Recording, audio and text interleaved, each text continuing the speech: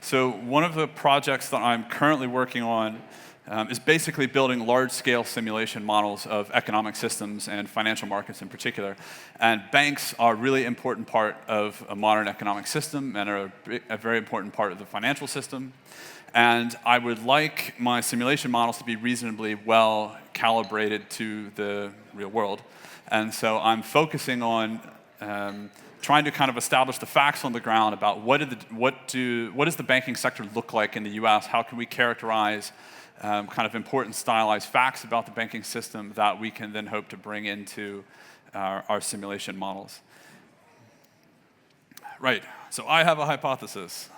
My hypothesis is that the bank size distribution in the United States is probably going to be well approximated, at least in the upper tail, by a power law.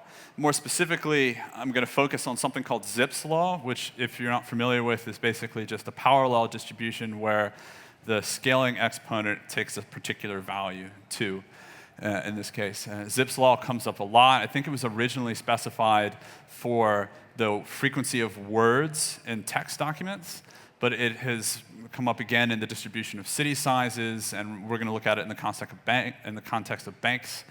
There's been a lot of research that has looked at the distribution of firm sizes, and you could kind of go on and on and on and on, and power laws and Zipf's law come up again and again and again.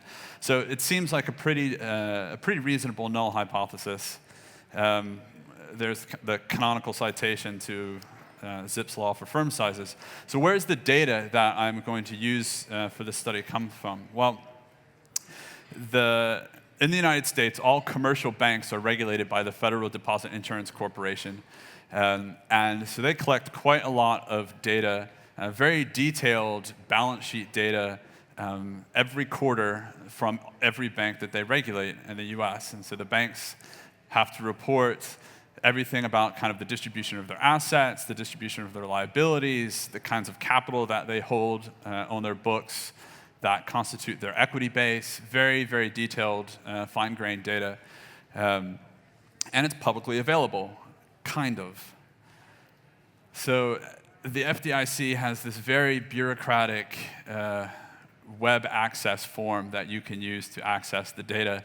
And you go to the website and you point, click, drop-down menu, select, subselect, blah, blah, blah. This goes on and on and on and on forever. And then if you use that kind of entry point to get your data, of course, you get a small Excel spreadsheet with a small snippet of their data. And they don't have a nice data API like the Bureau of Economic Analysis in the US, where you can just kind of plug in and download JSON data or XML data in bulk yet. So you kind of have to hack together a little Python script, which I did and put it on GitHub for anybody else who might be interested in grabbing this data and format it into a nice Pandas panel object. And the panel data is really nice for this setup because there's both a cross-sectional component in terms of the individual banks that are in the data set over time, but then also a time dimension. The data in the SDI data set goes back to, I think, like the early 1990s, 1992, the first quarter of 1992, and runs through the present. So I'm going to look at 6 different measures of bank size. I'm going to look at total assets, which is basically just everything that the bank owns and categorizes as an asset. I'm not going to bother with what off-balance sheet accounting means. Total loans, so banks make loans. Loans are a primary class of assets, but it's kind of a subset of the total assets that a bank might have on its books. Total liabilities, these are mostly going to be deposit-taking institutions, so commercial banks. There aren't investment banks in this data set, so liabilities are going to be deposits, but then kind of other things. I'm also going to look at just total deposits as its own group. And then we're going to look at equity, which roughly speaking is just the difference between total assets and total liabilities. So liabilities plus equity should roughly balance out the amount of assets that you have. And then kind of just because it's in the data set, I'm going to look at total employees as a measure of bank size. So if you're looking at firms, one way you kind of a natural way to think about the size of a firm or the size of a city is the number of people in it. But banks, it's not clear to me that the number of employees is a terribly good measure of the size of a bank, but you can kind of throw it in there for completeness and tie it into what other people have kind of previously done. So there are kind of two things going on in this data set that I want to adjust for. So one is inflation. So all of the monetary values in the data set are in nominal figures. So there's been inflation in the US to varying degrees over the last 25 years, and I want to control for that. So I want to rescale my data so that I get rid of inflation, and then also the banking sector itself has been kind of growing and shrinking, and so I want to make sure that I normalize for kind of growth in the banking sector, so I'm trying to compare apples with apples here. And so that's basically what I'm doing with that formula. Right, so when you start looking at the data, the thing that jumps out at you immediately is that there's just been an amazing amount of agglomeration and consolidation and increasing concentration in the banking sector in the US over the last 25 years. So here's just a simple plot of the number of FDIC-regulated banks in the US. So in 1992, there were over 14,000 banks in the United States. And now there are less than half that number. And this has all been driven by mergers and acquisitions. So this is not like, I don't know, you might think that maybe a bank goes bust. Well, that doesn't actually happen, particularly amongst commercial banks. So the FDIC will not, because they act as the government insurer of all bank deposits, they typically don't want to allow a bank to go actually bust, because then they have to pay the bill. They have to, bail out the taxpayer or the deposit holders of that particular bank. They have to pay out to make sure that that's the deposit insurance portion of FDIC. They don't like to do that. So what they will typically do is, if a bank is about to fail, they'll come in on a Friday afternoon after the bank has closed on a Friday afternoon, and then work through the weekend to engineer some kind of forced merger or acquisition with some other bank. And then on Monday morning, the bank opens up with a new sign out front. That's roughly speaking what happens. And so all of this has been mergers and acquisitions. And so you can think about how mergers and acquisitions, that's kind of naturally going to have an impact on the distribution of sizes and banks. So another way that we can see the consolidation is to look at the market share of the various size measures that I talked about of the single largest bank. So in 1992, the largest bank in the US was Citibank, and Citibank had roughly 3.5% to 4% of the entire market for, say, these are percentages of like total commercial banking assets in the US, or loans, liabilities, deposits, or equity. So these are shares of US banking sector.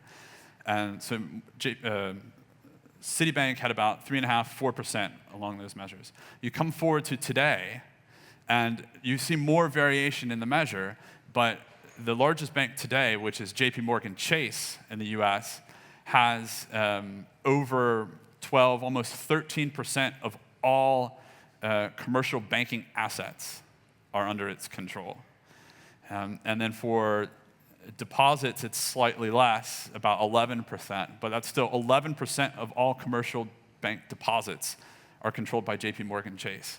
So if I was the FDIC, I would be very concerned about JP Chase going bust, because that's probably going to put a large strain on FDIC's resources and their ability to kind of actually insure the deposits in that bank.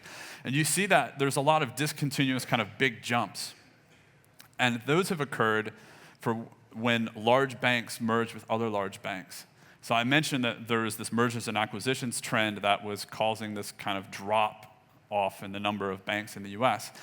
And you might think, well, maybe it's these really big banks going around buying up community banks around the US and kind of consolidating them into some kind of larger bank holding conglomerate of some kind.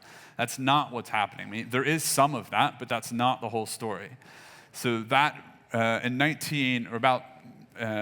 1999, early 2000, that big jump was when the largest bank in the US bought the third largest bank in the US and became, I think it was actually Bank of America bought, I can't remember now what the third largest bank was, but Bank of America bought the third largest bank, and boom, there was this huge jump in the market share of the single largest bank.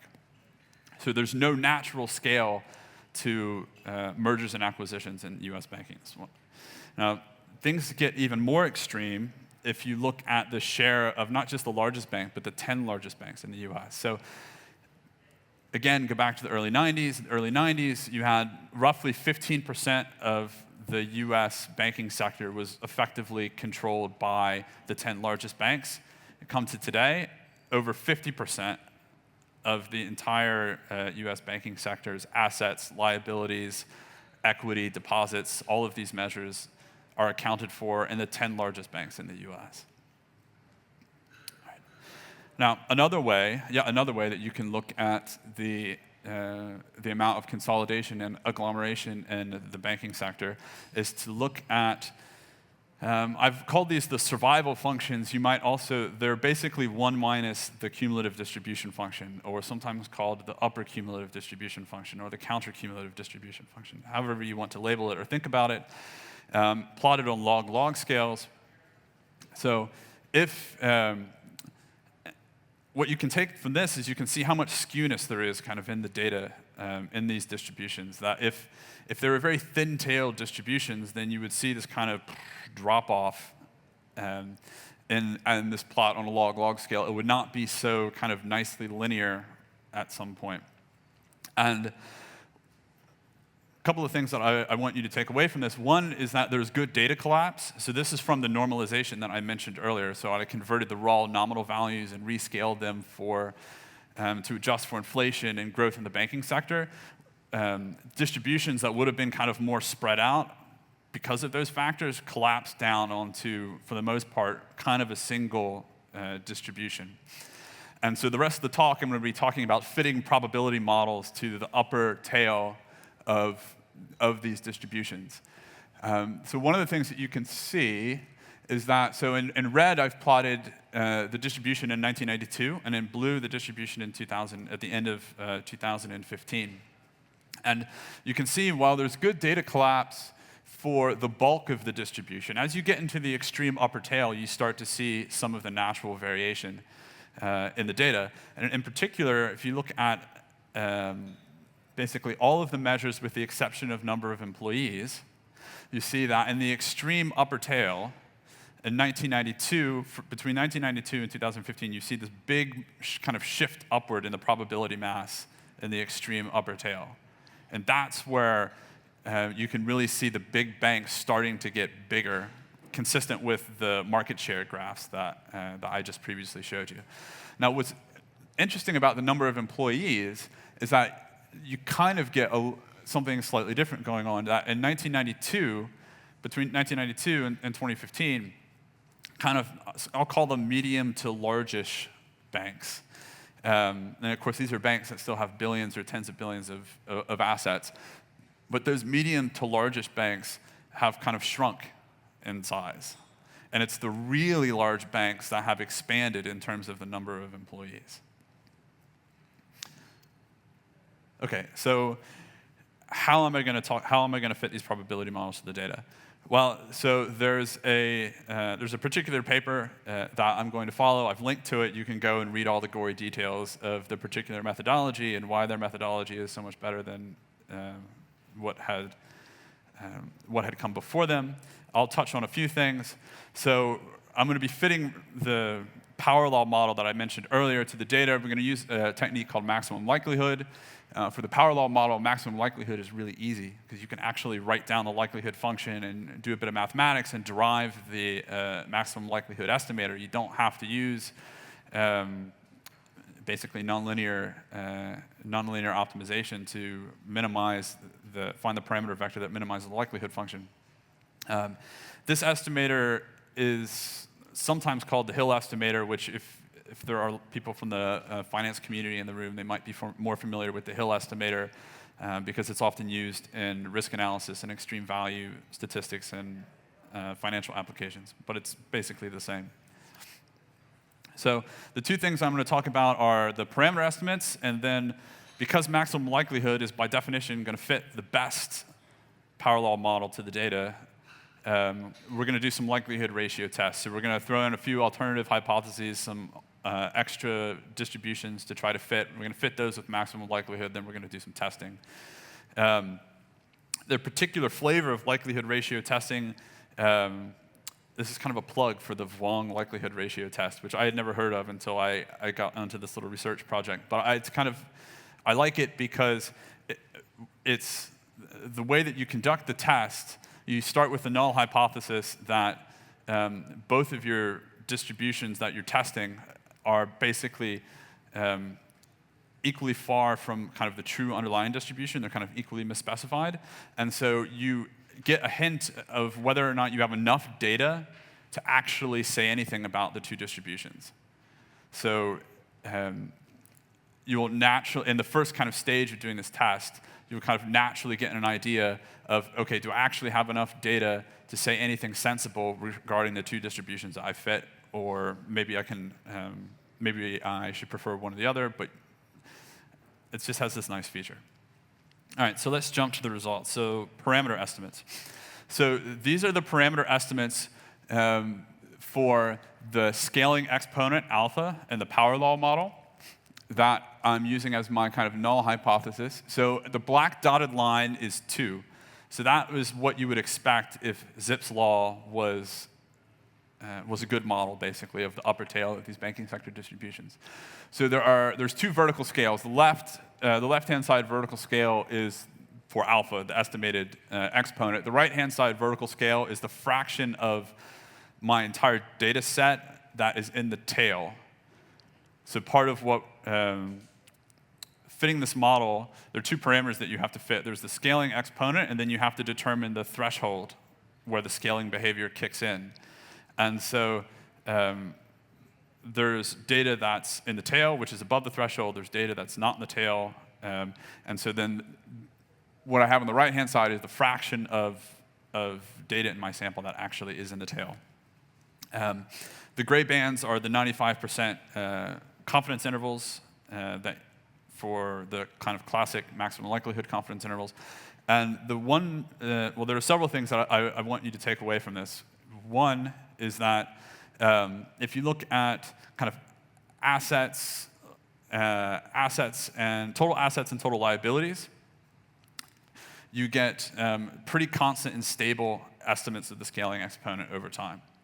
And this might be because assets and liabilities are, of the measures that I've considered, are the 2 kind of most coarse. So like they're the big totals if you think of a balance sheet as being assets, liabilities, and equity. So assets and liabilities are the big bulk of the balance sheet, and some of these other measures are subsets of those.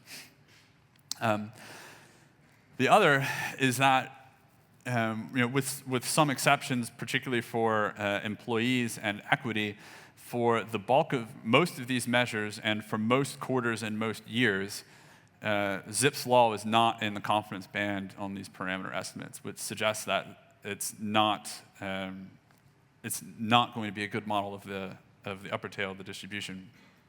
The other kind of interesting feature is that power laws have these interesting, it's not necessarily nice, it's interesting property that many of the moments of the distribution are infinite, they're undefined.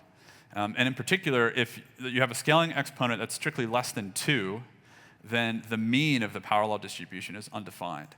So that, based on the estimates that I have, it's a nonsensical statement to talk about the average size of a large bank in the US. So conditional on being in the tail of the distribution of US banks, there is no well-defined mean for that distribution. So the expected value what is the expected value of assets for a large bank in the US? It's obviously always defined in the sample of your data, but the distribution that you would fit to it doesn't have a theoretical population moment to match it. which I thought was interesting. The other is that the last feature that I want you to take away is that if you look at employees and equity and deposits, particularly with employees and equity, there are clear negative trends in these estimates, which is really telling you something about the amount of the concentration. There's a lot going on in the concentration of equity in the U.S. banking sector. In the very, very large banks in the U.S. And again, in terms of the number of employees, a lot that we saw from the survival functions, the medium to largest banks were all kind of shrinking in size, and the really big banks were expanding in size in terms of number of employees. Okay. So the estimated scaling threshold. So this was the other parameter that you have to estimate in the power law distribution. And this one you can't actually estimate using maximum likelihood. So what I've done is basically use kind of a simulation approach where I basically construct a set of candidate values for this threshold parameter. And then I kind of search through those values and try to minimize the distance between a theoretical power law that has that candidate value of x min and the maximum likelihood alpha that you would get from fitting the data using that x min, and then the actual empirical data itself. So if that it's probably a bit unclear and a bit vague, but if you have questions about that, you can ask me at the end, and I'll go into it in a bit more detail. Right, okay, so just to summarize that again before we move on. So Zipf's law doesn't look like it's going to be a very good model. The scaling exponent and the standard errors on the scaling exponent for most quarters and most measures exclude 2. So they're inconsistent with Zipf's law. And then the clear negative trends in deposits and equity and number of employees. I think equity is particularly interesting because equity is one of the measures that is used by regulators when they want to look at how vulnerable a bank is to all sorts of calamities, runs or collapses or just being insolvent. And so they keep a close watch on equity. And so the fact that the equity in the banking sector is becoming increasingly concentrated might mean that the really largest banks are in a good position in terms of equity, and so maybe the regulators don't need to worry about them. But that would be hard to say without really digging into like the nitty-gritty balance sheet details of the kind of equity that those large banks are holding. Or it might mean that there are a very large number of medium to large size, kind of more like community banks in the US that don't have a lot of equity, and that the regulators might need to take a closer look at them. Right, so just very quickly through the likelihood ratio test. So one of the alternatives that I included was kind of a control. So I threw in a very thin-tailed exponential distribution. And it had better be the case that the power law model outperforms a simple exponential distribution. So what's going on in these plots? So there's, again, 2 vertical scales. On the left-hand side is the likelihood ratio test statistic. And on the right-hand side are the p-values. And the p-values are the red curve, and the likelihood ratio statistic is the blue curve. And so large positive values of a likelihood ratio statistic are consistent with the power law model having being preferred in terms of likelihood ratio test to the exponential. And then what you would want to see is a very small p-value to indicate that that difference in likelihoods as measured by that R statistic is actually significant. And you get insanely large values for R and insanely small p-values, which is what you would have expected based on the survival plots that I showed earlier. You can do the same with a Weibull or a stretched exponential. So this is another distribution that's quite commonly used to do to model heavy-tailed data, but it's heavier than an exponential, but not as heavy as a power law distribution. And again, you see still in most cases, although there are now some exceptions in some quarters for some size measures, but again, large positive values of the likelihood ratio statistic and small p-values. So the power law model outperforms the Weibull distribution. Another one that I looked at was a truncated power law. So a truncated power law is basically just a power law multiplied by an exponential distribution. And the effect that has is it's power law-ish over like medium to large size banks. And then when you get into the really, really large banks, the exponential weighting that's multiplicative on the power law distribution tends to pull the probability mass down. And so you should see kind of on a log-log plot, you would see a line that kind of curves in the very, very upper regions of the distribution. And if you remember, think back to the survival functions that I showed you, one of the features was that in the early 1990s, you did have a kind of, a linear behavior that kind of died off in the very upper tail, but then as you came forward to 2015, you were having the opposite effect. It was very linear, and then if anything, it was starting to curve up a bit. And that's consistent with what you're seeing here, that you have negative values of the R statistic for most of the 90s, for most of the measures, which is again consistent with, which indicates that the truncated power law is preferred to a pure power law distribution. But then as you come forward to the 2000s, for some of the measures, you start to see that even though the truncated power law has a better likelihood ratio, or the likelihood ratio is basically the same, or zero, so indicating that they have the same kind of likelihood, the p-values are no longer significant. And since the truncated power law nests the power law model as a special case, because it's a power law multiplied by an exponential, you can set the exponential parameter so that it doesn't contribute anything, and then you just have a pure power law again. The truncated power law has an extra parameter, so a model with more parameters should always do strictly better. The question is whether or not it does significantly better. And what you see is it does significantly better in the 90s, but then as you come forward to the 2000s and into the 2010s, it doesn't do significantly better than the power law. Right. So in summary, the likelihood ratio, so the power law model is kind of clearly performing better than the kind of boring thin-tailed data, and then a slightly more heavy-tailed Weibull or stretched exponential distribution.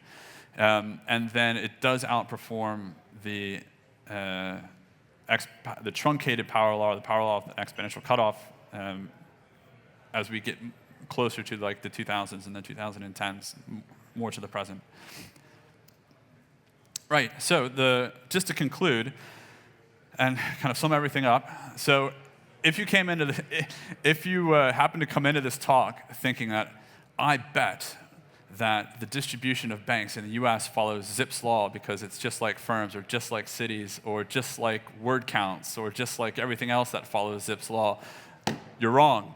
It doesn't follow Zipf's law. It has a scaling, it does follow a power law, but that power law has a scaling exponent that is smaller, and therefore the tail is heavier, and therefore the banking sector is much more concentrated and skewed than you would expect under Zipf's law. And it does better than using likelihood ratio testing than other kind of plausible models of heavy-tailed data. So thank you very much for your time, and I'm sure we have time for questions.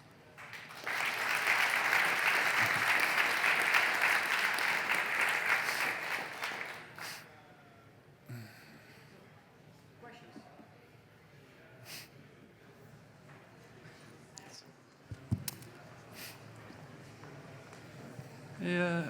Can you generalize your finding to European banks also? Sorry. Okay. So the question was, can you generalize your finding to European banks? Well, I would greatly hesitate to generalize without any data. But if you know of where I could get some data on European banks, I would be happy to plug it into the pipeline and turn the crank and see what comes out the other side. My suspicion is that the banking sector and the European Union as a whole would be very skew and would look something like this. Whether it would be statistically different than Zipf's law and the way that the US banking sector is, I don't know. In the UK, one of the reasons I've not done this analysis for the UK was that the UK actually doesn't have that many banks. So maybe in some sense the UK banking sector looks like what the US banking sector is going to look like in 25 years and only have like 7 banks that take deposits from households and firms and things like that. So it's hard to talk about the distribution of banks just for the UK because there aren't that many. But if you think about the EU as a whole, then you're talking about something that is approaching basically the US. I would expect that there are on the order of several thousand banks, at least in the UK, or sorry, in all of the EU. But I would be very keen if anybody knows where I could get the kind of balance sheet data, publicly available, ideally, balance sheet data on EU banks. Any more questions?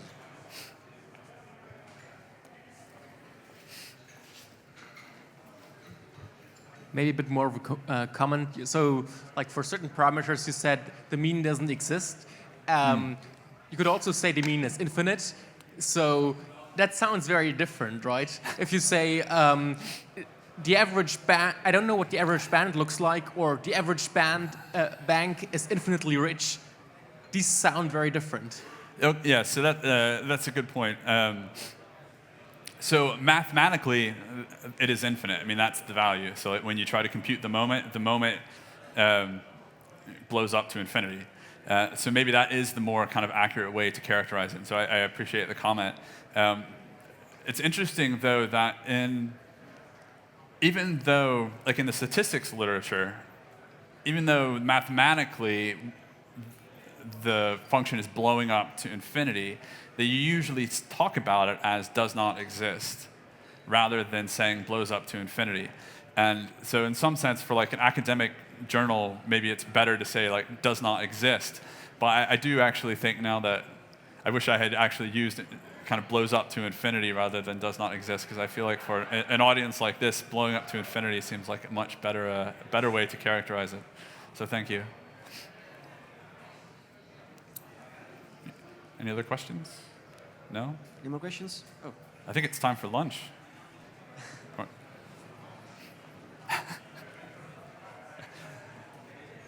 Yeah, in the documents you mentioned this sort of leads to policy decisions and stuff like that. Mm-hmm. In terms of how significant the concentration of banks is for like how risky the banking sector is, in the last 10 years or something, there's been a lot of deleveraging.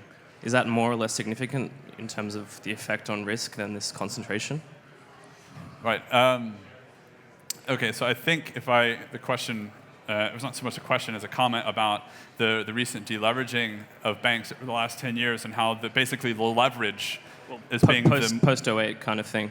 Right, okay. So that basically the leverage in the banking sector that we saw prior to the financial crisis was a bigger source of risk than the overall kind of concentration. Okay.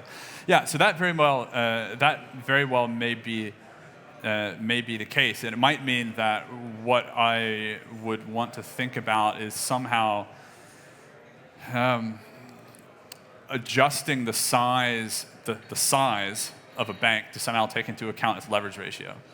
So that it might not be appropriate to think about just the on-balance sheet assets, but somehow the assets scaled up by the leverage ratio and then somehow take into account off-balance sheet items to then get a proper measure of the size. So yeah, so that's a good comment, and that's definitely something that I could look into doing, because certainly in in lots of risk models, the leverage ratio is a key, and also in policymaking circles, the leverage ratio is a key thing that they look at, or that they actually try to constrain to make sure that banks don't go above a certain leverage ratio, particularly for commercial banks, I think. So, thank you. Any more questions?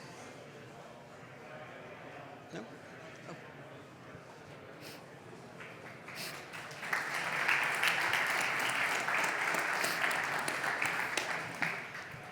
I guess in the beginning you mentioned that one of the things you do is simulating economical systems, and you attempted to simulate maybe the sizes of banks with a distribution here. But with your new findings, doesn't that complicate much more your maybe the continuity of your current research?